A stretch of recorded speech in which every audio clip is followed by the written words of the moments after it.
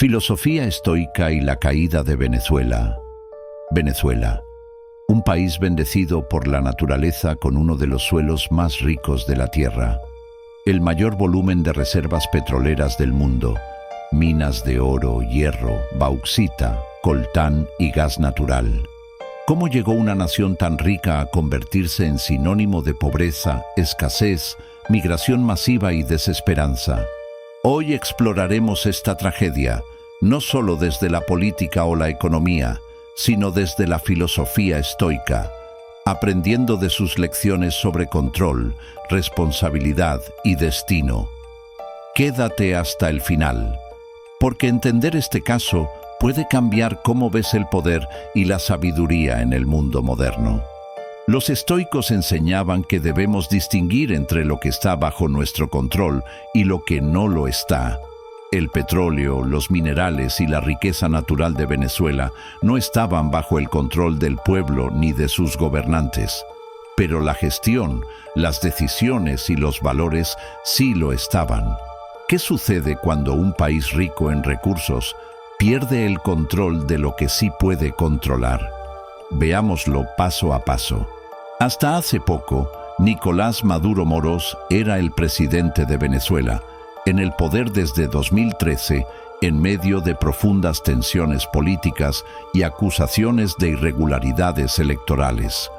En los primeros días de 2026, tras un evento militar que capturó a Maduro, la Corte Suprema designó a Delcy Rodríguez, su vicepresidenta, como líder interina en medio de una gran incertidumbre política. Esto marca uno de los capítulos más convulsos de una larga crisis. Venezuela posee las mayores reservas probadas de petróleo del mundo y también grandes cantidades de gas, hierro, oro, diamantes y otros minerales. Sin embargo, décadas de mala gestión, corruptelas, decisiones políticas poco prudentes, falta de inversión en infraestructura y políticas económicas que dependían excesivamente del petróleo llevaron a una grave decadencia. La producción petrolera cayó estrepitosamente, de más de 3 millones de barriles diarios a poco más de 1 millón, mientras otros países competidores crecían. Esto coincide con lo que los estoicos llaman el error de juicio: centrar la vida en bienes externos, fortuna, poder, riquezas, en vez de en cómo se gobierna el propio carácter y la responsabilidad. Dependencia extrema del petróleo.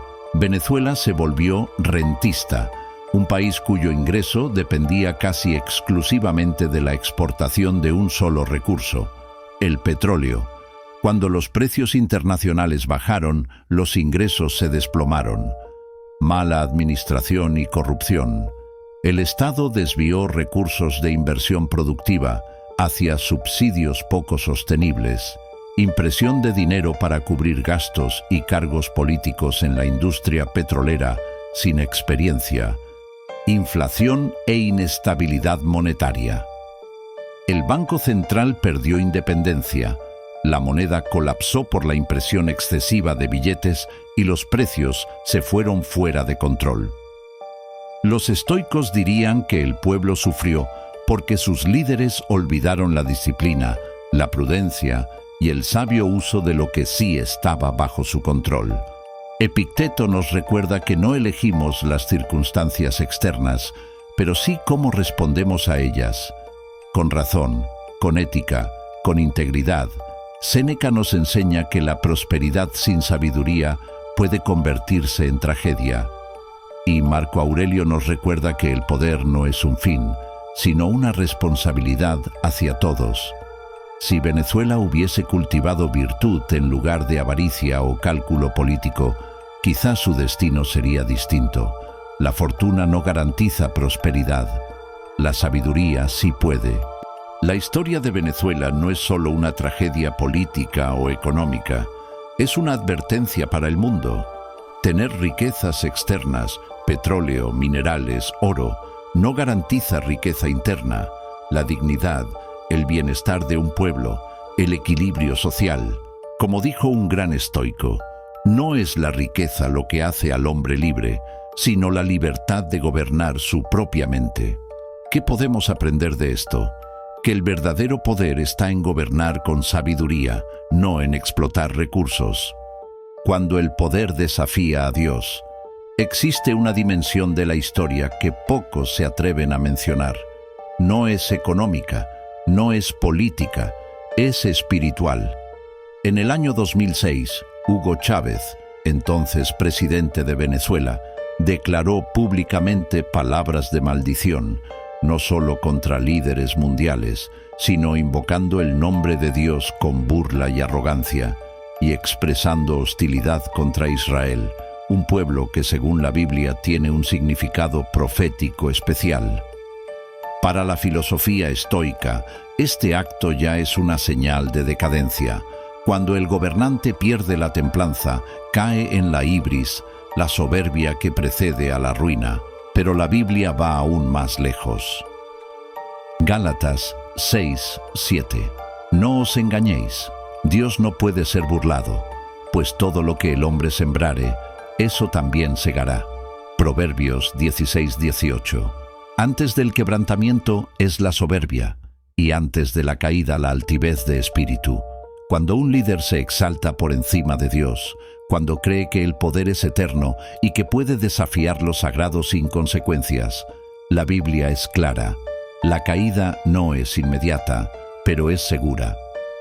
Marco Aurelio escribió: «El orgullo es el enemigo de la razón», y la Escritura confirma: «Dios resiste a los soberbios y da gracia a los humildes».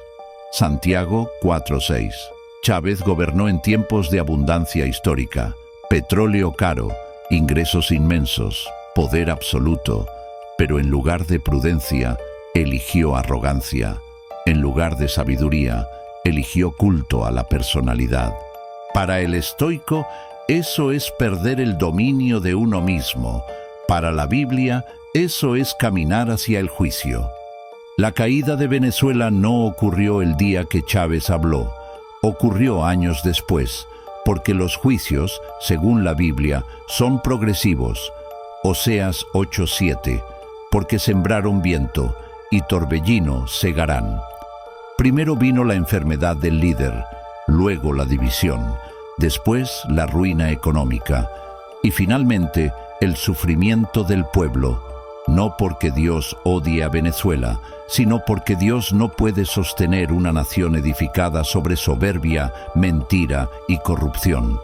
Esta historia no es solo sobre Venezuela, es una advertencia para toda nación, todo líder y todo ser humano. 2 Crónicas 7:14. Si se humillare mi pueblo, sobre el cual mi nombre es invocado, y oraren y buscaren mi rostro, yo oiré desde los cielos y sanaré su tierra. El estoicismo lo llama retorno a la virtud. La Biblia lo llama arrepentimiento. Ambos coinciden en algo. Sin humildad no hay restauración. Venezuela cayó no solo por malas decisiones económicas, sino por olvidar una verdad eterna. El poder sin sabiduría destruye, la riqueza sin virtud corrompe, y la soberbia siempre precede a la ruina.